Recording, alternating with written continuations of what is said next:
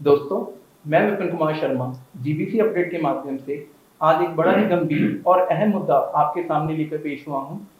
दोस्तों, समय के साथ-साथ ये चीज़ आम देखने को मिल रही है कि लोगों का एक-दूसरे पर से ट्रस्ट कम हो रहा है दिन-ब-दिन। लोगों को स्कूलों पर ट्रस्ट नहीं रहा, सरकारी दायरों पर ट्रस्ट नहीं रहा और तो और अब इस लिस्ट में डॉक्टर्स भी शामिल हो चुके हैं। डॉक्टर्स जिन्हें हमारे ग्रंथों में भगवान का दर्जा हासिल था, क्या हुआ ऐसा कि अब उन्हें शैतान की नज़र से देखा जा रहा है? इसी चीज़ पर चर्चा करने के लिए आज हमारे साथ एक्सपर्ट की टीम शामिल है। सबसे पहले मैं आपको इनसे इंट्रोड्यूस करवा दूं। Doctor Rajendra Sharma ji, MS, ex president of IMA Punjab. Mrs Meenakshi Menon, social worker and lecturer in DAV senior secondary school. Mrs Meenu Sethi, BJP president of Punjab Mahila Morcha. Doctor साहब, सबसे पहले मेरा क्वेश्चन आपसे है कि इंडिया में सबसे चीपेस्ट और readily available medical care available है, लेकिन फिर भी ये देखने को मिलता है कि लोगों का डॉक्टर्स पर से ट्रस्ट कम हो रहा है। 92% इंडियन अपने डॉक्टर्स पर ट्रस्ट करते ही नहीं है। ऐसा क्या हो गया डॉक्टर? विपिन जी, इसके लिए हमें थोड़ा सा वापस इतिहास में जाना पड़ेगा। Okay sir. जो मैंने देखा है कि जो पिछले कुछ 3 से 4 दशकों से ये डॉक्टर के प्रति अविश्वास पनपना शुरू हुआ। उसके काफी कारण हैं, लेकिन जो मेन रीजन हुआ उसका ये था कमर्शलाइजेशन ऑफ द सर्विसेज। पहले डॉक्टरी या चिकित्सा सेवा को एक सेवा देना जाता था ह्यूमैनिटी के लिए। हाँ, इसीलिए तो डॉक्टर पहले भगवान थे। हाँ, देना जाता था और डॉक्टर का भी जो मुख्य काम होता था वो मरीजों को ठीक करना, सेवा करना, ये होता था। लेकिन क्या हुआ 80 के दशक में पहली बार हेल्थ सेक्टर में कॉर्पोरेट सेक्टर, सबसे पहले अपोलो हॉस्पिटल जो मेजर चेन था, जो अभी भी इस वक्त इंडिया में कम से कम मोर देन 10,000 हॉस्पिटल बेड्स हैं, उस समय 83 और 84 उन्होंने शुरू किया। अब कॉर्पोरेट सेक्टर ने अपना कॉर्पोरेट कल्चर यहाँ पे लेके आया। उनके लिए पेशेंट एक पेशेंट नहीं, कस्टमर है, और डॉक्टर एक उसको सर्विस देने। उन्होंने अपने कॉर्पोरेट सेक्टर के नियमों के हिसाब से इस सर्विस को चलाना चाहा, तो उसमें थोड़ा सा उस वक्त अविश्वास लोगों में पैदा होना। फिर उसके बाद 95 में शायद एक बहुत ही फेमस जजमेंट है, BP Shanta versus IMA. Supreme court ने ये डिसाइड कर दिया कि जो हेल्थ सर्विसेज हैं वो कंज्यूमर प्रोटेक्शन एक्ट के अंदर आएंगे। तब तक वो कंज्यूमर प्रोटेक्शन एक्ट के अंदर नहीं। अब एक ही झटके में जो लोगों में शुरू हुआ था कॉर्पोरेट सेक्टर से कमर्शियलाइजेशन, सुप्रीम कोर्ट ने उसको लीगलाइज कर दिया ना। अब क्या हो गया, सुप्रीम कोर्ट कहती है कि आप पैसे लेते हो सर्विस के लिए, पैसे के बदले सर्विस दे रहे हो, तो ये प्योरली एक बिजनेस मॉडल है। मतलब डॉक्टर भी बिजनेसमैन हो गया। यस। तो उससे क्या हुआ कि लोगों में ये आ गया कि हम पैसा दे रहे हैं, हमारा सारा काम सही होना चाहिए, गलत नहीं होना चाहिए। जैसे बाकी सर्विसेज में गारंटी मिलती है, कंपनियां गारंटी देती हैं 1 साल की, 2 साल की।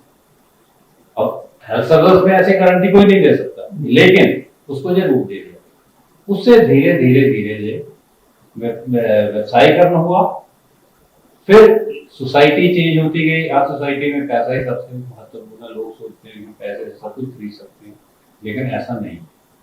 अब हॉस्पिटल में कुछ भी या मरीज के इलाज के दौरान कुछ होता है तो लोग भड़कते हैं, लोग कहते हैं हमने पैसा दिया है, हमारा मरीज पहुंचा है, वो ठीक होना चाहिए। वो ये नहीं देखते कि अगर पैसे से ही सारा ठीक होता तो दुनिया में कोई मरता ही नहीं। इतने अमीर लोग हैं, वो जिंदगी खरीद लेते, लेकिन ऐसा नहीं है। हम तो लोग सिर्फ इलाज कर सकते हैं। तो ऐसे जैसे सोसाइटी में चेंज होती गई, उसी सोसाइटी से डॉक्टर निकलते आते हैं।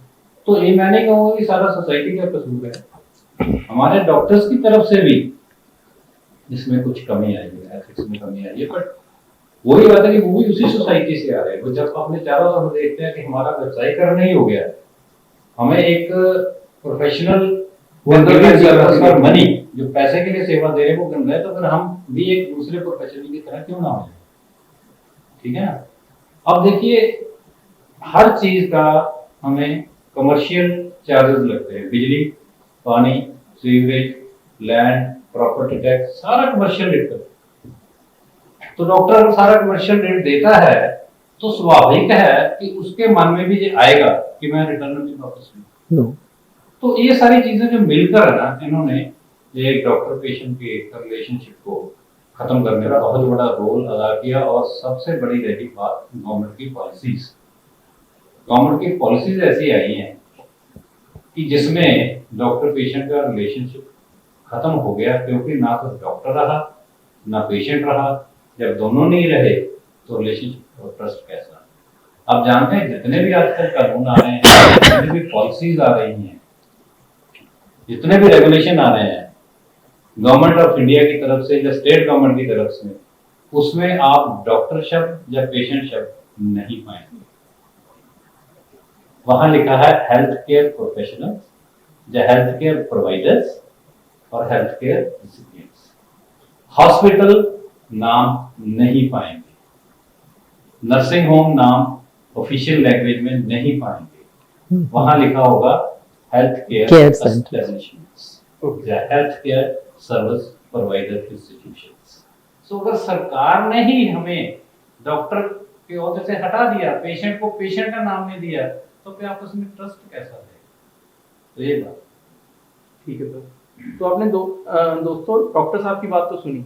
अब हम मीनाक्षी मैम से ये जानना चाहेंगे कि मैम, जब से सुप्रीम कोर्ट ने डॉक्टर्स को कंज्यूमर प्रोटेक्शन एक्ट के अंडर लिया है, तब से मेडिकल नेग्लिजेंस के केस सबसे ज्यादा दर्ज हुए हैं। उसके बाद पहले इतने नहीं दर्ज होते थे, ऐसा क्यों हुआ?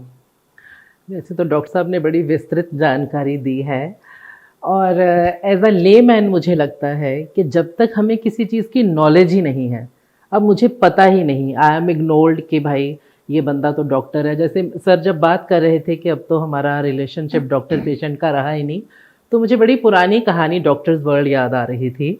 उसमें डॉक्टर को इतनी अहमियत दी जा रही थी कि अगर ये बंदा कह देगा मैं बचूंगा तो मैं बचूंगा, और वो बंदा अपनी विल साइन नहीं करता, पूरा ट्रस्ट। पर अब जबकि ये सर्विस प्रोवाइडर हैं और मैं कंज्यूमर हूँ, और मुझे पता चलना शुरू हो गया भी ये लोग कंज्यूमर एक्ट के अंडर आ गए हैं, व्हेन आई एम अवेयर, ठीक है, तो मैं चाहूंगी कि भाई मुझे जो बनता मिलता है इस नेग्लिजेंस का मुझे मिलना चाहिए। और अब कंज्यूमर अवेयर होता जा रहा है, अब वो उसको सर्विस प्रोवाइडर समझ रहा है, अब वो ईश्वर वाली और वो दाता है और मैं ले रहा हूँ वाली फीलिंग खत्म हो गई। तो अब वैसे सॉरी टू इंटरप्ट यू, वैसे अभी भी वो फीलिंग है लोगों में कि हम डॉक्टर के पास जाते हैं, उसको थोड़ा सा बिजनेस वाला सिस्टम तो है, लेकिन फिर भी जो आस्था है डेफिनेटली डॉक्टर के बाद हम भगवान के बाद हमारी डॉक्टर के ऊपर ही। हाँ, पर उनका जैसे मैं प्रश्न की ओर लेकर जाती हूँ आपको दोबारा, कि जब से ये सुप्रीम कोर्ट की आई है तब से क्यों केसेस बढ़े हैं? क्योंकि उससे पहले मीनू हमें पता ही नहीं था।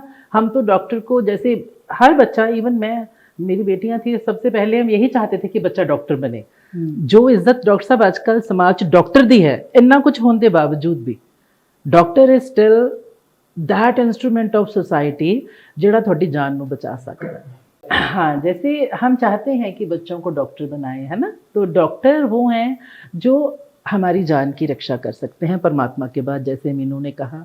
पर जब वो सर्विस प्रोवाइडर हैं तो फिर ये मेरा हक बनता है कि भाई अगर तुमने मेरे शरीर के साथ, क्योंकि हम जाते कई बार किसी ट्रीटमेंट के लिए हैं और वहाँ पता चलता है भी तुम अपेंडिक्स के लिए गए थे और तुम्हारी किडनी निकल गई।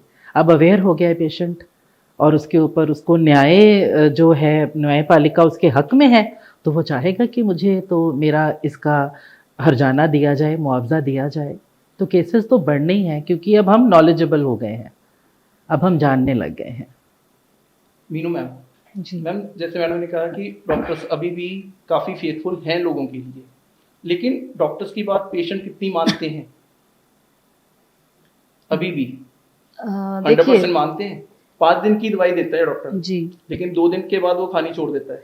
मैं खुद उसमें लेकिन मैम ऐसा क्यों? मैं इसलिए बता रही हूँ क्योंकि जब हम 2 दिन में वो दवाई खा के ठीक हो जाती हैं तो हमें लगता है कि 3 दिन की जो दवाई पड़ी है वो हम एक्स्ट्रा क्यों खाएं, कि ये अगली बार अगर ऐसी प्रॉब्लम आएगी, जो एक हमारी माइंडसेट है हमारा, Mindset है। तो वो हम बाद में उसको ले लेंगे, उस मेडिसिन को उस टाइम के लिए रख लेते हैं, स्टोर कर लेते हैं। क्योंकि एक तो हमारे माइंड में ये बात रहती है कि दवाइयाँ आजकल की बड़ी तेज होती हैं, हमारे बॉडी के जो ऑर्गन्स है उनको इफेक्ट करेगा, जिसकी वजह से हम लोग थोड़ा सा हो जाता है कि ये मेडिसिन ले ली है तो इससे हमें रिलीफ मिल गया, तो इसके बाद हम इसको रख लेंगे। नेक्स्ट अगर ऐसी ही दिक्कत आएगी, कोल्ड होगा, कफ होगा, फीवर होगा, तो हम यही मेडिसिन दोबारा खा लेंगे, हमें डॉक्टर के पास जाना ना लेकिन पड़े। मैम आम बीमारियों के लिए तो ये बात ठीक है, हम मान लें, लेकिन जी। अगर कोई सीरियस बीमारी है और जी। पेशेंट ने वो सिर्फ 2 दिन दवाई खाई जी। और 3 दिन नहीं खाई, जी। उसके बाद अगर उस पेशेंट को कुछ हो जाए जी। और वो डॉक्टर पे केस कर दे, जी, तो वो डॉक्टर कैसे रिस्पॉन्सिबल? नहीं उसने नहीं, तो डॉक्टर उसमें की पूरी बात पेशेंट मानी की नहीं। ही गलती है। मैं थोड़ा सा आपको एक केस बताना चाहती हूँ। हमारे लोकेलिटी में एक बिटिया 3 साल पहले की बात है, उसको बीमारी हो गई, जैसे हैजा हुआ उसको, तो हॉस्पिटल लेके गए, सिविल हॉस्पिटल में डॉक्टर ने उनको इंजेक्शन वगैरह दे दिया और उसके बाद बोल दिया वो ठीक है। अभी घर वाले कह रहे थे कि हमने उसको एडमिट ही करना है, कि अभी वो बिटिया ठीक नहीं है, लेकिन उन्होंने हॉस्पिटल ने उनको भेज दिया। जब वो घर ले आए, उसको घर आके थोड़ी देर बाद मेडिसिन दी और उसके बाद उसकी डेथ हो गई। वो चाहते थे घर वाले कि हॉस्पिटल में रखना, लेकिन हॉस्पिटल ने बोला कि आपका बच्चा ठीक है, ये मेडिसिन देना तो वो ठीक हो जाए। इसमें अब आप किसकी गलती कहेंगे? मेडिकल नेग्लिजेंस ही हो गया। देखिए, कुछ ऐसे केसेस मैं नहीं कहता हूँ कि मेडिकल नेग्लिजेंस नहीं है। डॉक्टर साहब, उसके बाद हम गए भी थे सिविल हॉस्पिटल, नहीं, मैं हमने उनसे बात भी की। ये सिविल हॉस्पिटल की बात है। जी, और उसके बाद थोड़ा सा मैं इस बारे में एक और इसके साथ जोड़ना चाहती हूँ। जैसे ही बिटिया को घर में थोड़ी सी ज्यादा दिक्कत आई, वो साथ में भाग के लेके गए हमारे जो नियरेस्ट हॉस्पिटल, में नाम नहीं लेना चाहूंगी, वहां पे लेके गए। वहां जाते ही रास्ते में ही बच्ची की डेथ हो गई थी, और उन्होंने वहां पे ये बोला कि आपकी बच्ची की डेथ हो गई है।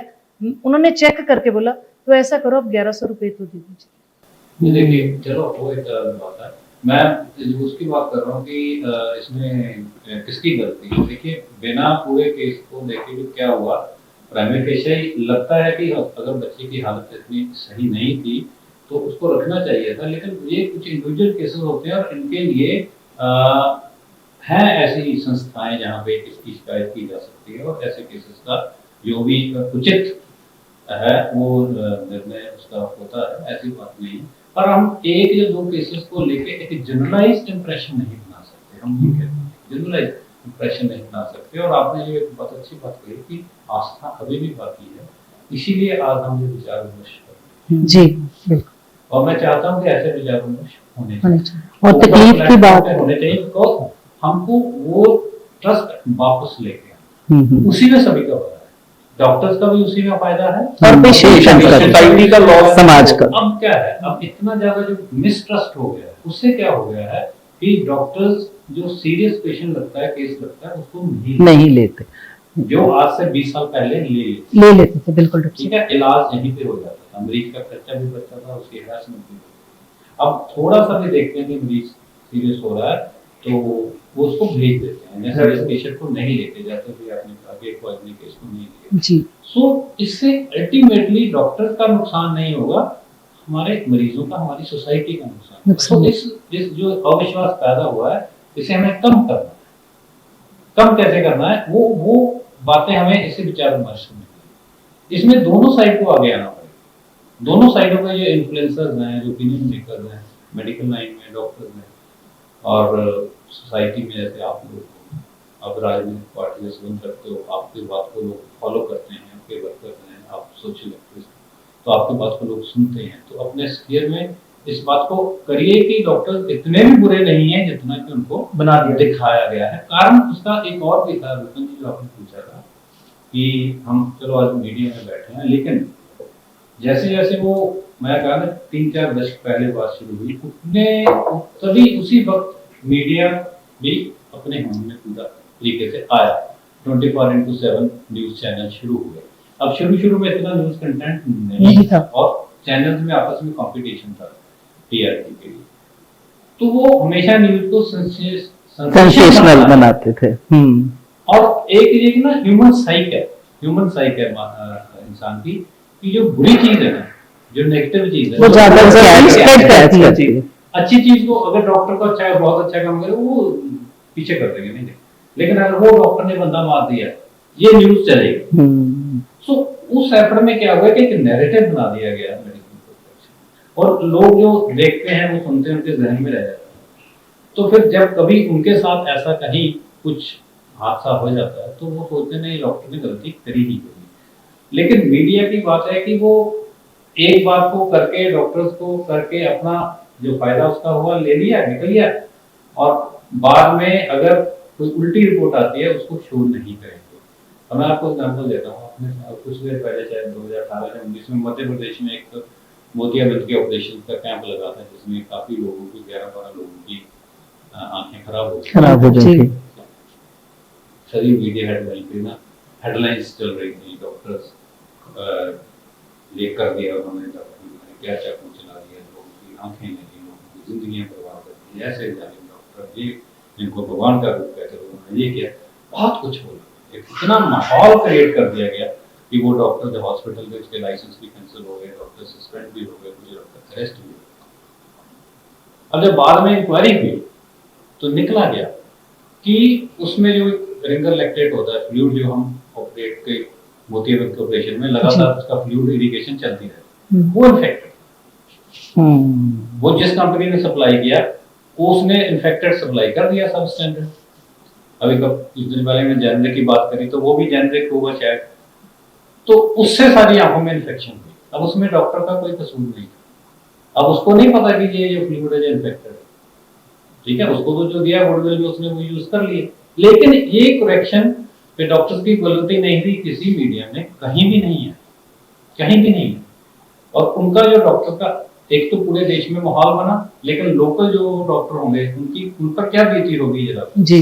सो इस बात से हमें थोड़ा सा करना चाहिए परहेज मीडिया को भी कि बिना जांच किए, बिना किसी चीज के तथ्य तक पहुंचे एक तरफ की कहानी नहीं बतानी चाहिए, क्योंकि हर कहानी के दो पहलू हमेशा दो पहलू होते हैं।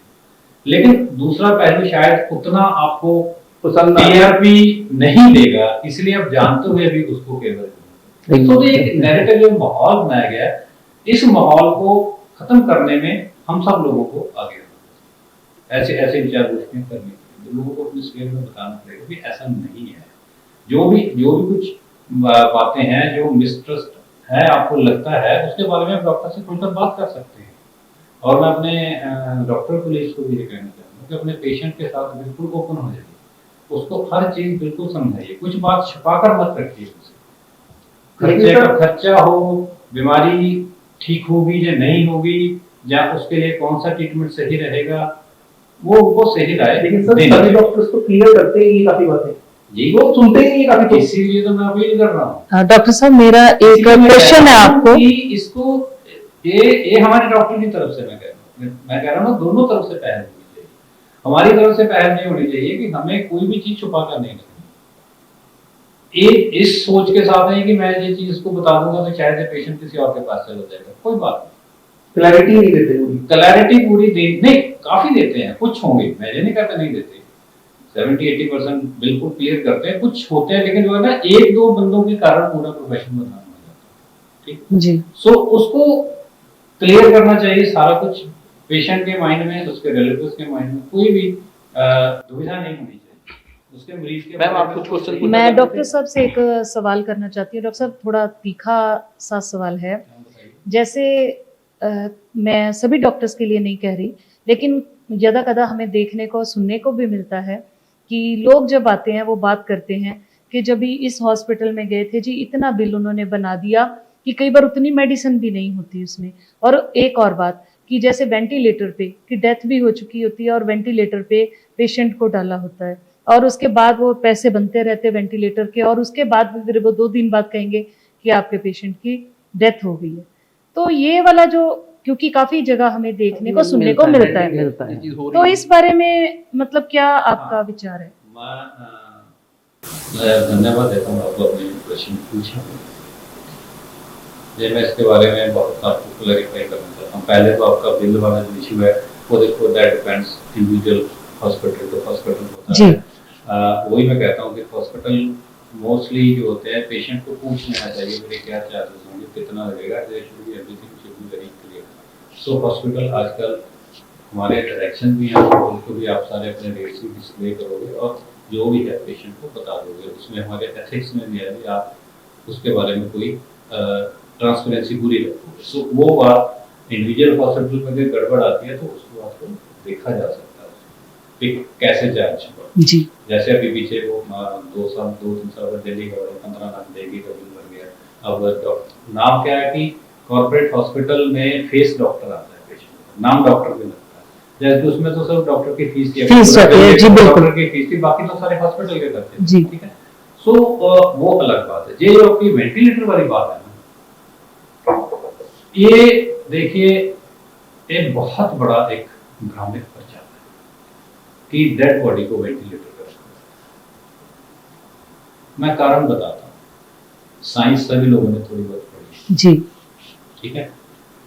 अगर बंदे की डेथ हो गई है इसका मतलब उसका हार्ट भी काम नहीं करता, उसका लंग्स भी काम नहीं करता ठीक है, उसको ऑक्सीजन नहीं जाता, तो बॉडी विल स्टार्ट डिके जी विद एन आवर जी जी राइगर मॉर्टिस सेट इन हो जाएगी, बंदा स्टिफ हो जाएगा, सीना में बाजू हिलेगी डिपेंडिंग ऑन वेदर। सर्दियों में थोड़ा देर लगती है, गर्मियों में 2-3 घंटे में ही बॉडी राइगर मॉर्टिस करनी शुरू हो जाती है, स्टिफ हो जाती है ठीक है।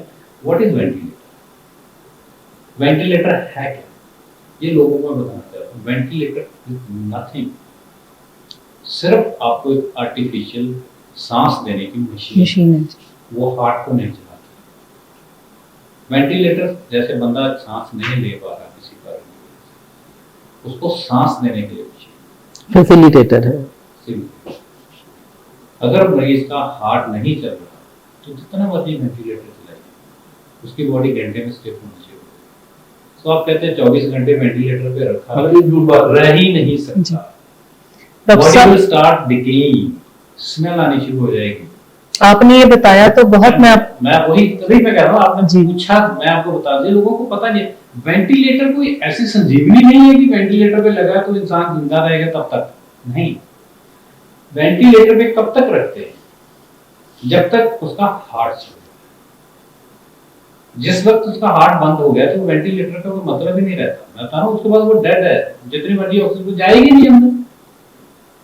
भ्रांति है जो जंगल की आग की तरह फैल रही है, बाकी बॉडी में पहुंचेगी नहीं। तो 2 दिन चाहे एसी में रख लो बॉडी को, अब फ्रीजर में जी बिल्कुल बिल्कुल 2 दिन बाद वो डिके हो जाती है ठीक है ना, तो वो रह ही नहीं पाती। एक कितनी देर मैं कहता हूँ अगर मर गया कोई अनफॉर्चुनेटली तो किसी लालच में हॉस्पिटल ने रख भी लिया, कितनी देर रख लेगा? 3 घंटे 4 घंटे 5 घंटे, उसके बाद तो साफ के बेड वाले शोर मचा देंगे भाई क्या खाओ इसे, तो 3-4 घंटे में कितना दिन बनेगा। तो ये बहुत बड़ी नहीं है, ये भ्रांति लोगों में है और आपका बहुत बहुत धन्यवाद कि हम देखकर आएंगे वो तो मरा हुआ। अब डॉक्टर सर्टिफाई कई बार कर देते हैं डेथ हो गई, लेकिन बंदा बाद में जाग जाता है, बहुत सारे केसेस सुने ऐसा भी होता ठीक है ना। तो एक लेमैन बाहर शीशे से देख के कैसे बता सकता है कि वो बंदा जिंदा है मरा? वो कह देते हैं वो जो मॉनिटर लगे हुए हैं वो दोनों ने ऐसे चलाए हुए हैं, जी जी तो जो मर्जी कहें बिल्कुल बिल्कुल, लेकिन ये बहुत बड़ी भ्रांति है। वेंटिलेटर पे नहीं रखा जा सकता मरे हुए बंदे को। आपका बहुत बहुत धन्यवाद, आपने मेरी बात को बिल्कुल क्लियर किया है। जब तक हार्ट चल रहा है और जब तक हार्ट चल रहा है तब तक हम कैसे हटा दें उसकी लाइफ को? जी एग्जैक्टली, या तो रिलेटिव्स लिख कर दें। पहले तो हमारे इंडिया में ये कॉन्सेप्ट ही नहीं था, अब लिविंग विल का कॉन्सेप्ट सुप्रीम कोर्ट ने दे दिया है। यूथैनेसिया तो है नहीं, मर्सी किलिंग तो इंडिया में है नहीं, अलाउड नहीं है। तो अभी लिविंग विल दे दी है कि एक इंसान अपनी विल लेके पहले दे सकता है कि इन केस ऐसी सिचुएशन आती है कि मैं सिर्फ वेजिटेटिव स्टेट में हूँ, मेरा तरफ हार्ट चल रहा है और डॉक्टर समझते हैं कि मेरा आगे सर्वाइवल नहीं है, तो they can remove the life.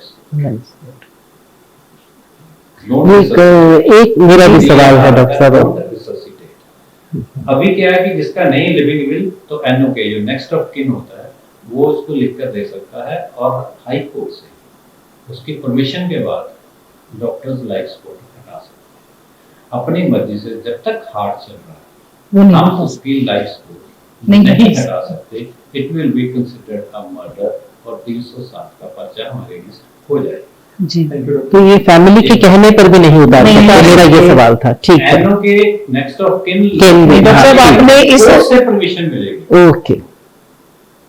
क्योंकि आजकल ऐसे है ना, कितने डिस्प्यूट है, प्रॉपर्टी डिस्प्यूट है, दूसरे डिस्प्यूट है, कोई एनओ के अपने हाँ जी। किसी के लिए भी लिखकर दे सकता है। बिल्कुल बिल्कुल, नहीं नहीं, आपने बताया बहुत बहुत क्लैरिटी से Clarity। बता। अगर हम उसको हटा देंगे तो उसका दूसरा रिश्तेदार आके कहेगा कि डॉक्टर इसके साथ मिला हुआ, बस हाँ मैं जी। के साथ, हम्म, और इसने हमारे बंदे को जानबूझ के मार दिया। एक सेकंड नहीं लगेगा केस लगाने में, अगर उसके 2 या 3 क्लेमेंट हैं उसकी प्रॉपर्टी के। जी। सो इसीलिए ये कोर्ट से परमिशन के बाद ही हटाया जा सकता है, जहां पेशेंट ने अपनी लिविंग विल दी हो, तो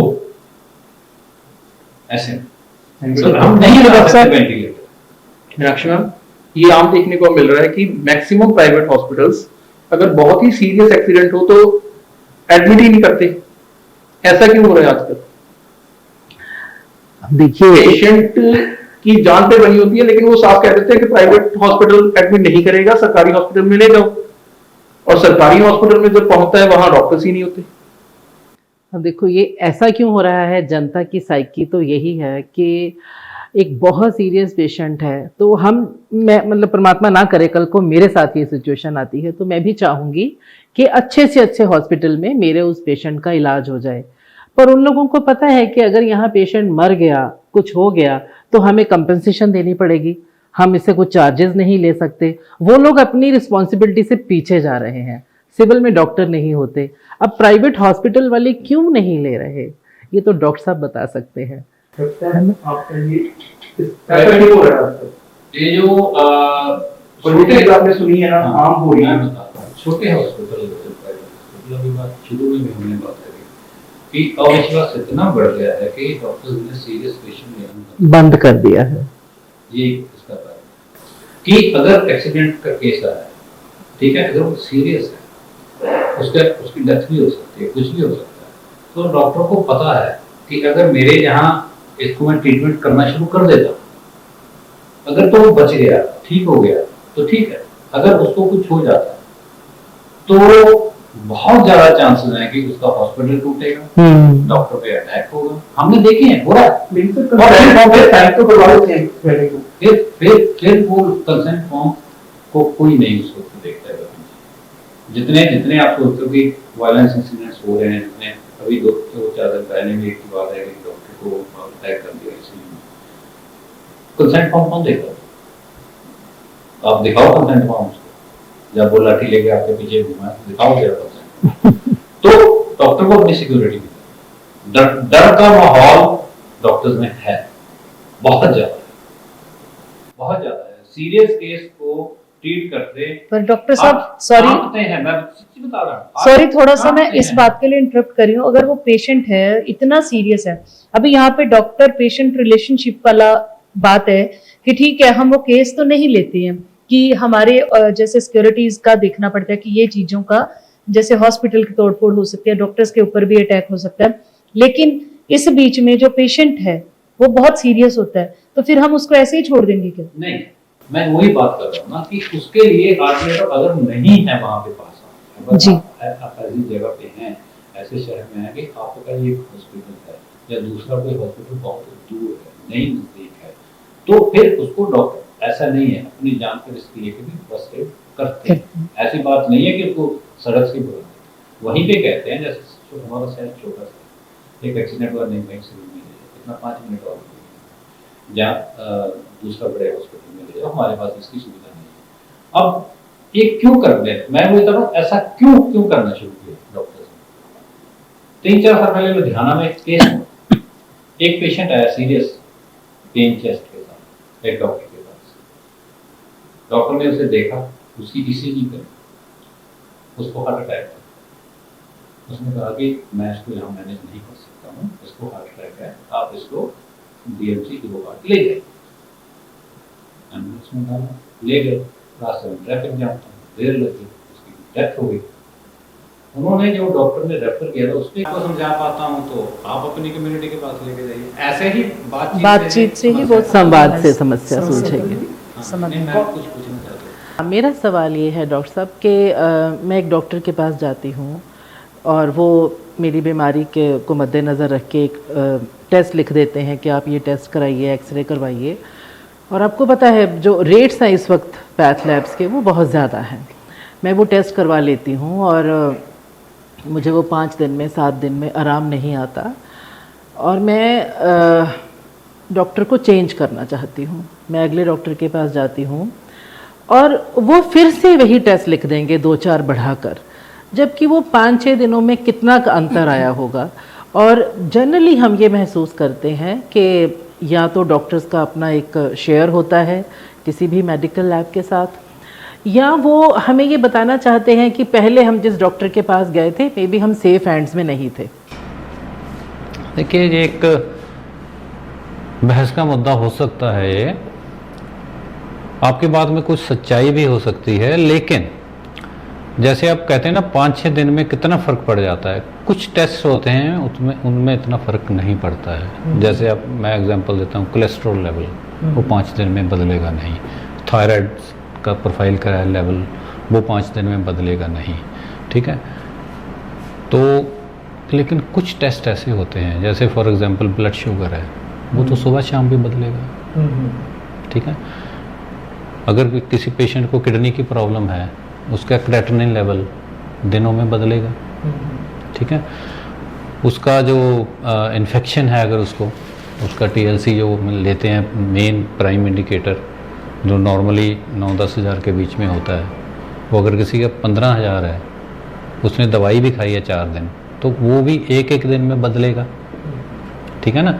तो 5 दिन में बहुत कुछ बदल जाता है। वो डिपेंड करता है कौन से टेस्ट आपको वापस लिख कर दे रहे हैं। सर कुछ टेस्ट हैं जिनमें महीनों में नहीं फ़र्क पड़ेगा, लेकिन कुछ टेस्ट हैं जिनमें डे में, जैसे आजकल अभी डेंगू सीज़न चल रहा है, तो जो पेशेंट, जैसे मेरा प्रोटोकॉल है कि 1 लाख के नीचे अगर प्लेटलेट आ जाते हैं तो फिर हम उसको डे में ट्वाइस मॉनिटर करते हैं, क्योंकि अगर सुबह 1 लाख है, अभी मेरे पास एक पेशेंट है, कल उसका 1 लाख समथिंग था, आज 50,000 है, तो उसका मैं सुबह 50,000 लिखा तो मैं शाम तक, अगले दिन तक नहीं वेट करूँगा, मैं शाम को फिर करवाऊँगा देखने के लिए, because I have to decide the treatment. So ये बात है।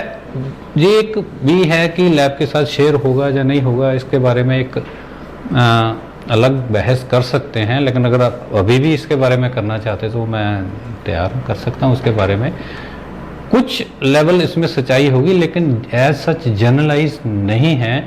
डॉक्टर्स जो टेस्ट अगर लिखते हैं तो शायद उनको, वो भी एक, अभी हमें आपने देखा होगा पिछले 10-15 साल में ये ज़्यादा चाल चलन चले, वो भी CPA की वजह से, कंज्यूमर प्रोटेक्शन एक्ट की वजह से। क्योंकि जब कोर्ट में केस जाता है ना, अभी हमें 5 सेकंड में 10 सेकंड में डिसाइड करना होता है पेशेंट के बारे में, लेकिन कोर्ट में जज को बैठ के तो आराम से डिसाइड करना है, तो वो फिर निकालते हैं ये कि टेस्ट क्यों नहीं करवाया था आपने। रिट्रोस्पेक्टिवली गलती निकालना बहुत आसान होता है, तो हम उस चीज़ को, फ्यूचर लिटिगेशन को कवर करने के लिए भी समटाइम्स डॉक्टर टेस्ट करवाते हैं, जो हम सोचते हैं कि एक्सेसर है, नहीं करवाने चाहिए, बट उसको लगता है कि अगर कल को जो केस लिटिगेशन में चला गया तो यही टेस्ट, कोर्ट क्या कहती है, आपका रिकॉर्ड कहाँ है।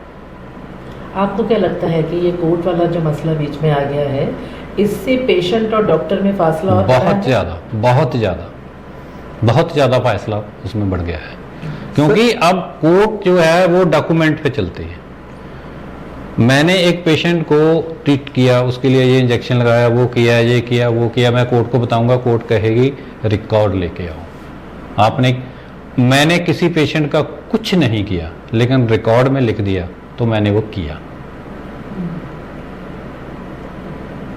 ये बात है। तो हमारे पास डॉक्यूमेंटेड थिंग्स होनी चाहिए।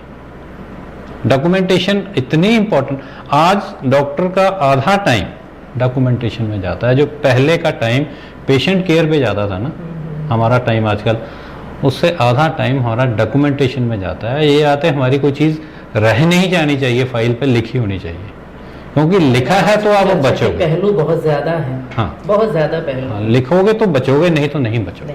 सर, कॉर्पोरेट सेक्टर ने इस डॉक्टर और पेशेंट के रिलेशन को बिगाड़ने में कितना बड़े रोल निभाया? काफ़ी ज़्यादा। मैं बता रहा हूँ ना शुरू में, क्योंकि कॉर्पोरेट सेक्टर की सोच अलग है। जो हम डॉक्टर्स की सोच थी, हमें को एथिक्स भी थे, जब हम पढ़े थे हमें तब पढ़ाया भी गया था, तब हमारी सोच होती थी पेशेंट सेंट्रिक। पेशेंट की डिजीज़ क्या है, बीमारी क्या है, उसको कैसे ठीक करना है, मनी वॉज सेकंड कंसिडरेशन, ठीक है। लेकिन कॉर्पोरेट सेक्टर में क्या हो गया कि मैंने जैसे बताया, patient is a consumer for them. So वो डॉक्टर्स जो हैं, अनफॉर्चुनेटली हमारे कोलीग्स हैं वो, बट क्या करें, वो फंस गए हैं इस कल्चर में। उनको टारगेट्स दिए जाते हैं, टारगेट्स दिए जाते हैं कि आपने इतने परसेंट, अगर पेशेंट ओपीडी में देखा तो इतने percent should be converted into surgery और इंडोर एडमिशन। मेडिकल स्पेशलिस्ट के लिए भी अगर आपने इतने पेशेंट देखने हो, इतने परसेंट शुड बी एडमिटेड, आपका एडमिशन रेट इतना होना चाहिए, आपका सर्जरी रेट इतना होना चाहिए। मैं इसी से रिलेटेड डॉक्टर साहब, ये टारगेट्स हैं, ये रियलिटी है। अब जो वहां पे डॉक्टर है वो क्या करे, अगर वो टारगेट्स पूरे नहीं करता है तो उसको निकाल दिया जाएगा। ठीक है, मैं डॉक्टर साहब इसी से रिलेटेड एक बात आपसे करना चाहती हूँ। मेरे खुद के रिलेटिव, वो डेंगू हो गया था 2 साल पहले उनको, तो यहाँ लोकल, मैं नाम नहीं लेना चाहूँगी, हॉस्पिटल उनको एडमिट करवाया, तो वो उनको 5 यूनिट प्लेटलेट्स भी उनको दिए, चढ़ाए गए, और प्रॉब्लम ये रही कि वो बढ़ नहीं रहे थे, वो घट ही रहे थे। चौथे दिन उनके 10,000 तक आ गए। तो हम टेंशन में हो गए कि इसके बाद वो जो प्रॉब्लम्स आती है डॉक्टर ने हमें बताई। तो मेरे कज़न डॉक्टर हैं, तो मैंने उनको बुलाया, 2 घंटे के रास्ते पे रहते हैं, वो आए नेक्स्ट डे। तो जब उन्होंने बात की, हमने बाहर भी सैंपल चुपके से करवाया, बाहर 30,000 तक थे, और हॉस्पिटल जब अपने लैब में करा था तो वहाँ पे 10,000 उन्होंने हमें शो किए। हमने उनको बोला आप हमें छुट्टी दे दीजिए, वो हमें छुट्टी भी नहीं दे रहे थे। हम इस तरह पेशेंट को लेके नहीं जा सकते थे। तो फिर जब हमने अपने रिश्तेदार को बुलाया तो तब जाके उन्होंने बात की कि हमें आप दे दीजिए, हम वहाँ पे लेके जा रहे हैं, क्योंकि वो डॉक्टर थे। तब कहीं जाके हम जबरदस्ती उनको घर लेके आए, और मज़े की आपको बात बताऊं कि हमने घर आके ना तो उनको कोई टेस्ट करवाया, ना ही दोबारा उनको प्लेटलेट्स चढ़ाए, और वो बिल्कुल ठीक हो गए। और ये जो अभी आपने बात की कि उनको एक वो दिया जाता है, टारगेट दिया जाता है, तो मुझे यही फील हुआ कि उस डॉक्टर को टारगेट दिया गया था कि आपने इतने दिन रखना है, इनको ऐसे करना है। हो सकता है, ऐसे नहीं, देखिए क्योंकि इससे डॉक्टर साहब विश्वास जो है ना, अभी हम बात कर रहे हैं, एक डॉक्टर पेशेंट रिलेशनशिप तो खराब हो रहा है, विश्वास टूटता है। मैं अब इसका आपको दूसरा पहलू दिखाता हूँ। आपने एक पहलू बताया ना, आपका पहलू सच हो सकता है जी, मैं नहीं कहता, क्योंकि हमारे साथ खुद मैं बता रहा हूं, ये बीता है। सच हो सकता है जी। मैं नहीं कहता। दूसरा पहलू इसका ये है कि जैसे अपने आया ना, उनकी लैब में 10,000 आ रहे थे, बार 30,000 आ रहे थे। Lab to lab differences are known.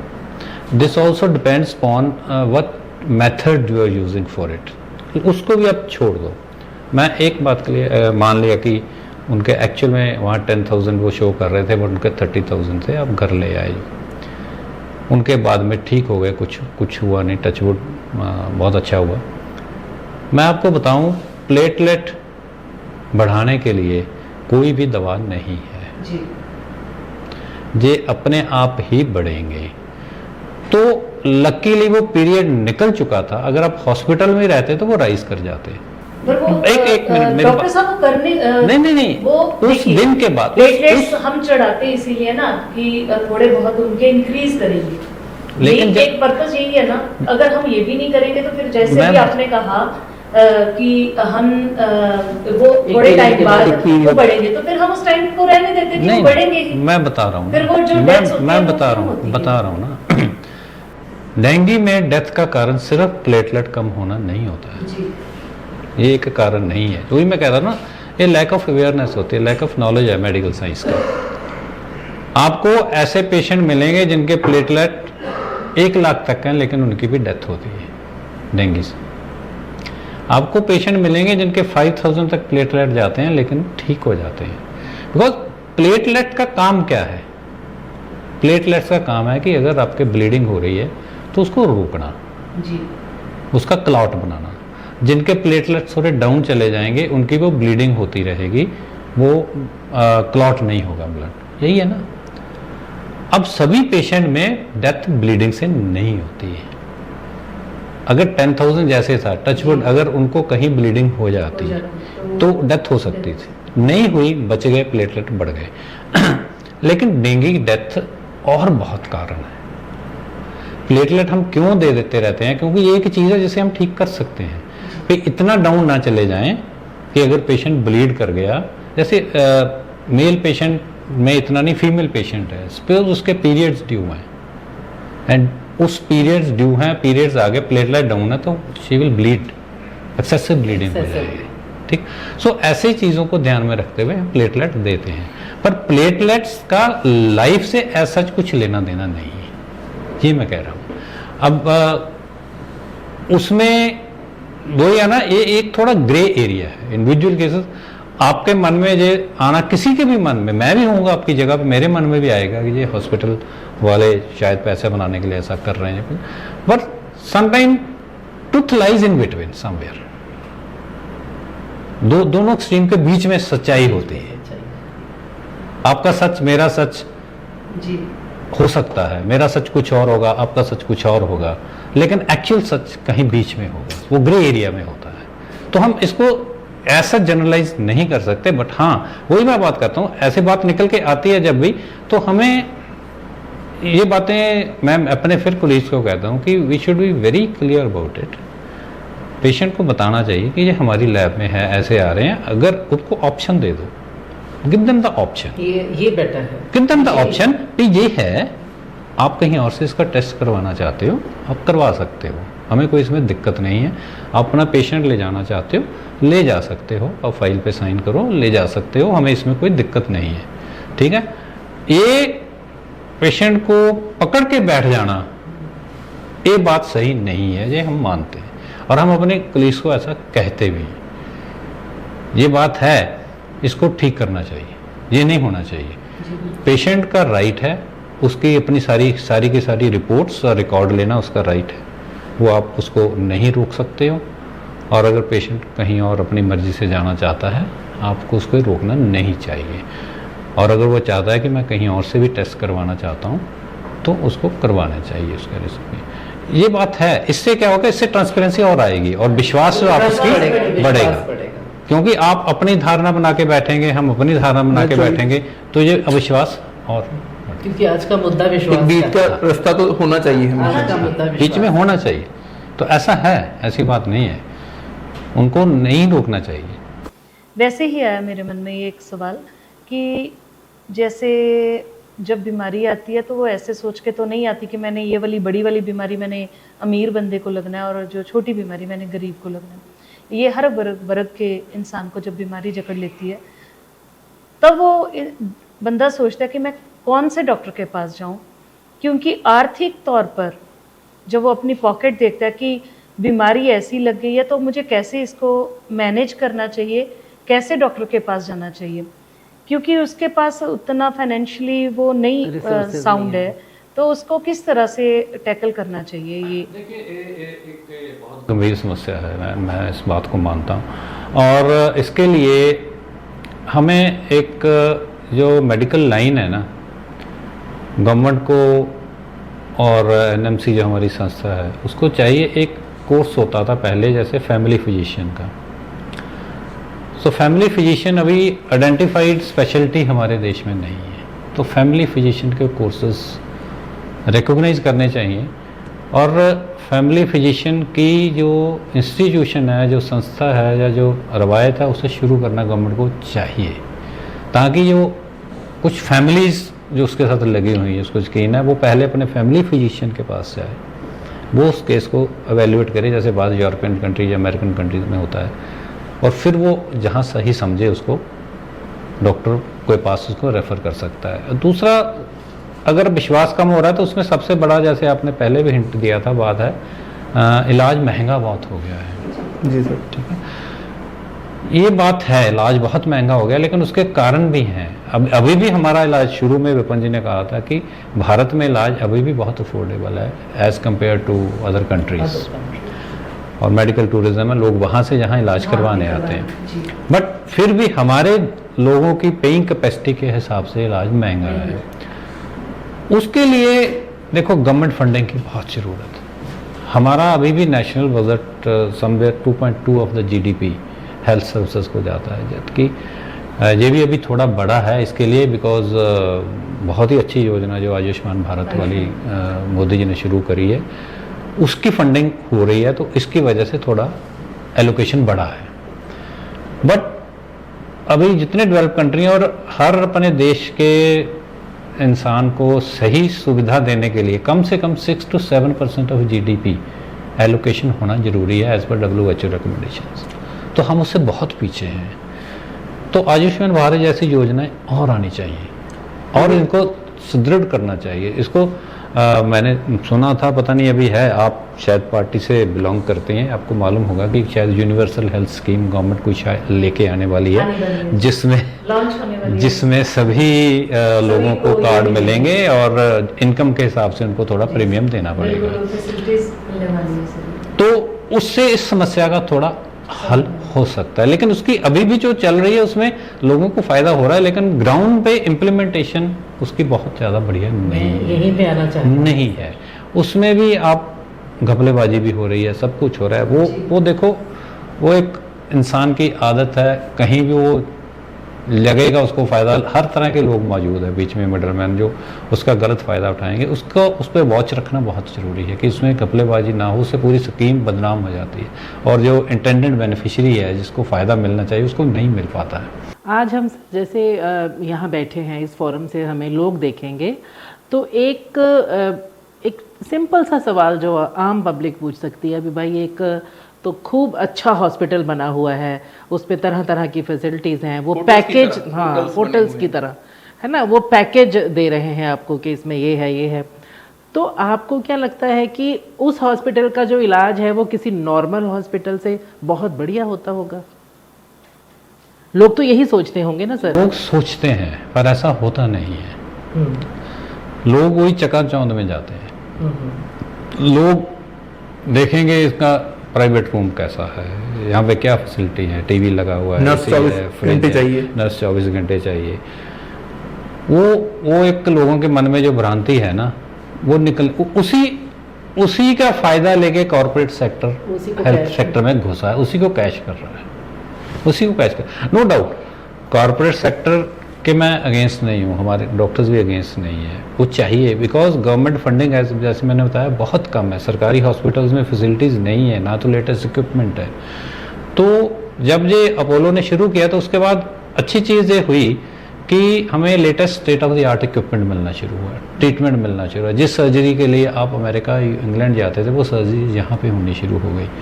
Heart surgery उस वक्त होती थी, कोई सोच भी नहीं सकता था इंडिया में, अब यहाँ सभी जगह हो रही है। तो प्राइवेट सेक्टर में कॉर्पोरेट आने का फ़ायदा बहुत हुआ है। जो चीज़ें, जो लेटेस्ट इक्विपमेंट आज जर्मनी में, यूएसए में, इंग्लैंड में अवेलेबल है, वो इंडिया में भी अवेलेबल है। ये कॉर्पोरेट सेक्टर में ही है के कारण ही हुआ है। बट हर अच्छी चीज़ के साथ, जैसे फूल के साथ कांटा होता है, तो हर चीज़ के साथ एक बुराई भी आती है। तो उसकी बुराई ये आई कि पेशेंट कस्टमर हो गया और डॉक्टर सर्विस प्रोवाइडर हो गया। तो इस चीज़ को हमें रोकना है। वो एक कॉर्पोरेट सेक्टर की इल है, बुराई है, लेकिन उसके साथ हम ये नहीं कह सकते, जैसे वो कहते हैं कि to throw the baby with the bath towel. ठीक है ना, अब बाथ टॉवल गंदा हो गया तो उसको फेंकिए, बेबी को नहीं। तो जो अच्छा कर रहा है कॉर्पोरेट सेक्टर, वो अच्छा रहना चाहिए, लेकिन उसमें हमें इम्प्रूवमेंट, वो corporate services with a human touch होनी चाहिए। अभी शायद कहीं थोड़ा बहुत ह्यूमन टच लैकिंग है, कम है। सभी जगह नहीं है, बहुत से जगह हैं जहाँ बहुत अच्छा इलाज हो रहा है, अच्छे अच्छे हॉस्पिटल में, और जो इलाज हम सोच भी नहीं सकते थे वो चीज़ें हो रही हैं, ऐसी बात नहीं है, लेटेस्ट चीज़ें आ रही हैं। बट उसके साथ साथ हमें एथिक्स का भी अपना ख्याल रखना पड़ेगा और सोसाइटी को भी, लोगों को भी ये सोचना पड़ेगा भी सभी डॉक्टर ऐसे न बुरे नहीं हैं। हाँ, आप उनसे अपनी चीज़ डिमांड करिए, उनसे ट्रांसपेरेंसी डिमांड करिए, लेकिन उन पे शक मत करिए, शक मत करिए। दूसरा पहलू जानने की कोशिश करिए, जैसे मैं कह रहा हूँ, जैसे वेंटिलेटर का इश्यू है, दूसरा पहलू भी जानिए। कोई, देखिए डॉक्टर, मैं कई बार अक्सर कहता हूँ कि लालची हो सकता है, वो एक सोसाइटी से हम निकले हैं। जो डॉक्टर MBBS करने का आज 1 करोड़ रुपया लगता है, मेडिकल एजुकेशन कितनी महंगी हो गई है, तो इलाज भी महंगा उसी के हिसाब से हुआ है। अब पीजी करने के लिए 2-2, 3-3 करोड़ लगते हैं, तो वो डॉक्टर ने भी रिकवर करनी है अपनी इन्वेस्टमेंट, कहाँ से लेके आएगा वो? तो आप उनसे अपनी अकाउंटेबिलिटी तो मांगिए, लेकिन उन पे शक मत करिए। मैं कहता हूँ डॉक्टर लालची हो सकता है, इसी सोसाइटी से आए हैं, सारी सोसाइटी लालची हो चुकी है अभी, बड़ा प्रॉफिट देखती है कितना निकलेगा, तो डॉक्टर भी उसी फैमिली से आता है, उसी चीज़ से निकलता है। लेकिन कोई भी डॉक्टर अपने पेशेंट का नुकसान कभी नहीं करेगा। वो मैं मानता हूँ लालची हो सकता है, उसमें कोई बात नहीं है, लेकिन जानबूझकर सोचते समझते पैसे के लिए अपने पेशेंट को हार्म नहीं करेगा। ये उनका मेडिकल एथिक है। एथिक नहीं है, उसकी जरूरत है, मेडिकल एथिक तो है ही। अगर वो पेशेंट को हार्म करेगा तो वो प्रैक्टिस कैसे करेगा? 2 दिन कर लेगा, 4 दिन कर लेगा, फिर उसके बाद पेशेंट आना बंद हो जाएगा। और ये एक डॉक्टर के अंदर जितना मैं कह रहा हूं, जो भी है, एक अंदर से उसकी आत्मा ही अलाउ नहीं करेगी कि मैं इस मरीज को इसीलिए हार्म कर दूं ताकि मेरे को थोड़ा पैसा मिले। नहीं करेगा वो। मैं कहता हूं बाकी सब कुछ कर सकता है, लालच कर सकता है, पैसे ज्यादा बना सकता है, एक्स्ट्रा इन्वेस्टिगेशंस लिख के दे सकता है, हो सकता है। सोसाइटी में सभी तरह के लोग हैं, कुछ परसेंटेज हो सकती है, लेकिन जानबूझकर पेशेंट को हार्म कभी नहीं करेगा। तो ये लोगों को समझ लेनी चाहिए बात। आज अनजाने में कहीं कोई गलती हो सकती है, वो किसी से भी हो सकती है, इंसान है हम लोग कहते हैं डॉक्टर भगवान, लेकिन हम नहीं समझते भगवान है, हम तो इंसान है। जो सीखा है साइंस के मुताबिक, जो समझ में आता है वो इलाज करते हैं। हर कोई 100% परफेक्ट नहीं हो सकता है, ठीक है ना। Everybody cannot be the top notch doctor, जो नंबर दुनिया का वर्ल्ड नंबर डॉक्टर उसी लेवल का होगा, नहीं होगा, क्योंकि हर का इंटेलेक्ट अलग है, हर की एक्सपोजर पूरा पेशेंट अलग है, वेरिएबल्स है। तो एक एवरेज स्किल सभी डॉक्टर्स में है और नुकसान नहीं करेंगे वो पेशेंट का।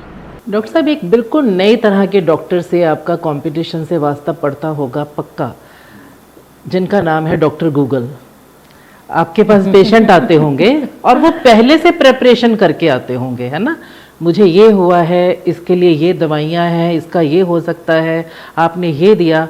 अब इस तरह का जो नॉलेज एकमुलेट करके पेशेंट आ जाता है, और आपसे पहले 4-5 डॉक्टर, हाँ, फिर वो डॉक्टर्स के पास भी चला गया, जिसको हम टिपिकल, आजकल वर्ड बहुत ट्रेंड में है कि मेडिकल शॉपिंग करते हैं लोग, है ना, पहले प्रिपेयर्ड होकर आते हैं। तो क्योंकि मुझे लगता है आज का मंच बड़ा सही है, क्योंकि आजकल की यंगर जनरेशन के पास मोबाइल्स हैं, उनके पास नॉलेज है, और कभी कभी वो कहते हैं कि हम सेल्फ मेडिकेशन कर सकते हैं, सब कुछ तो नेट पे पड़ा हुआ है।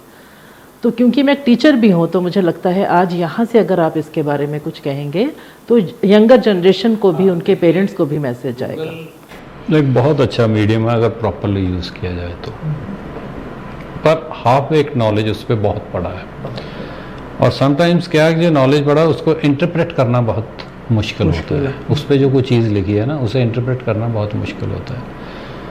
तो लोगों को मेरी यही सलाह है कि ऐसा मत करिए। अपने देख रहे हैं गूगल पे देखिए, लेकिन डॉक्टर को आके मजबूर मत करिए कि हमने ये पढ़ा है, इसका इलाज ये है, आप ये करो ऐसा, क्योंकि डॉक्टर ही आपके लिए बेस्ट डिसाइड कर पाएगा कि आपके लिए सबसे बढ़िया क्या है। ठीक है, आप डॉक्टर को बता सकते हो कि हमने ये पढ़ा है, आप उससे क्लैरिफिकेशन ले सकते हो, आपका इसके बारे में क्या मानना है। आप आज की जनरेशन को ये तो रोक नहीं सकते हो कि आप मत पढ़ो, ना ही हम रोकना भी चाहते हैं, हाँ, लेकिन आप उसको फाइनल वर्ड मत मानिए। आप उसको देख लीजिए, देख लो, डॉक्टर के साथ डिस्कस कर लो, बट उसको फाइनल जो ओपिनियन है डॉक्टर का उसी को ही मानिए, ठीक है, वो आपके लिए बेस्ट करेगा। तो गूगल पे बहुत सारी चीज़ें ऐसी पड़ी हैं, बहुत सारी एक चीज़ की बहुत सारी वीडियोस भी पड़ी हैं, सब कुछ पड़ा है, लेकिन उनको इंटरप्रेट करना और उनको टूल्स, यू कैन से ना, दीज आर द टूल्स। हर पेशेंट की बॉडी अलग अलग है, हाँ, these are tools which are to be use very judiciously. जैसे हर एक सर्जन के हाथ में स्कैल्पल है, तो वो उसको कैसे यूज करना है जुडिशियली ताकि वो बेनिफिट करे, उसी स्कैल्पल से आप बंदा मार भी सकते हो। तो नॉलेज जो होता है डबल एज सॉर्ड होती है। जो गूगल का नॉलेज है ना, वो आपका फायदा भी कर सकता है, नुकसान भी। तो इसलिए आप गाइडेंस डॉक्टर की जरूर लीजिए उसके बारे में। मैं यही कहूँगा, देखिए जरूर, अब नहीं रोक पाएंगे, इन्फॉर्मेशन इतनी ज़्यादा है। और ये भी एक कारण है कि लोग देख लेते हैं गूगल से, फिर उस पर ऐसे डॉक्टर ने तो ऐसा डॉक्टर की किया, ज्यादा उस पे आपने तो trust करते हैं। ऐसा किया, ऐसे नहीं होता। जैसे आपने कहा, हर पेशेंट अलग है, हर बॉडी अलग है। मेडिकल साइंस जो है एक एग्जैक्ट साइंस नहीं है। जैसे फिजिक्स है, केमिस्ट्री है, वो एग्जैक्ट साइंस है, टू द डेसिमल आपको वही चीज़ मिलेगी। लेकिन मेडिकल साइंस एग्जैक्ट साइंस नहीं, हर बॉडी डिफरेंटली रिएक्ट करती है, मेडिसिन को डिफरेंटली रिएक्ट करती है। तो कैसे रिएक्ट करेगी कई बार हमें भी नहीं पता होता। तो हम अपने पुराने एक्सपीरियंस से भी ऐसा ऐसा होता है, जैसे होता है ऐसे रिएक्ट करेगी। वो एक ब्रॉड, हम एक थोड़ा मार्जिन ऑफ एरर लेके चलते हैं, हमेशा मार्जिन ऑफ एरर लेके चलते हैं। तो उसको जो ध्यान से यूज़ करिए गूगल को, अच्छी चीज़ है लेकिन डेंजरस भी है। उस पर ब्लाइंडली फेथ मत करिए। अभी तो मैं चिंता कर रहा हूँ कि जब AI आ जाएगी तो क्या होगा हेल्थ सेक्टर में। हम आपको पूछना चाहेंगे डॉक्टर साहब? काफी कुछ तो पूछ लिया और डॉक्टर साहब ने बहुत कुछ क्लियर कर दिया। कई चीजों की भ्रांतियां शायद हमारे मन में भी होती है क्योंकि हम सुनते हैं लोगों से, तो अभी दोबारा जब कभी बात करेंगे तो हम उसको क्लियर कर सकते हैं। तो बहुत बहुत धन्यवाद डॉक्टर साहब आपका। कभी भी आप साथ सकते हैं। और मैं आपको बताता हूँ कि जो भी करेक्टिव जो फीडबैक है हम अपने ग्रुप में डिस्कस करते रहें और आगे भी करते रहें।